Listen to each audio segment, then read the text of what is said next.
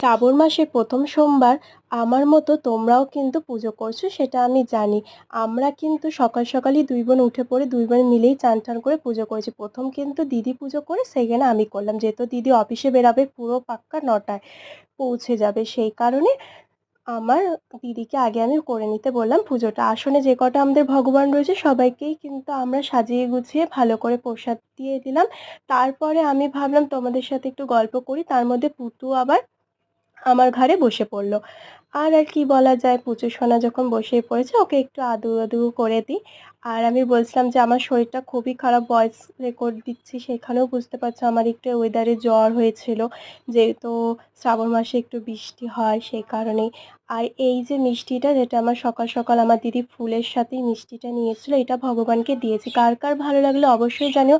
Share এই কারণে করলাম, মিষ্টি তো প্রসাদ ছিল, প্রসাদটা তোমাদেরকে পাঠিয়ে দিলাম এইভাবেই।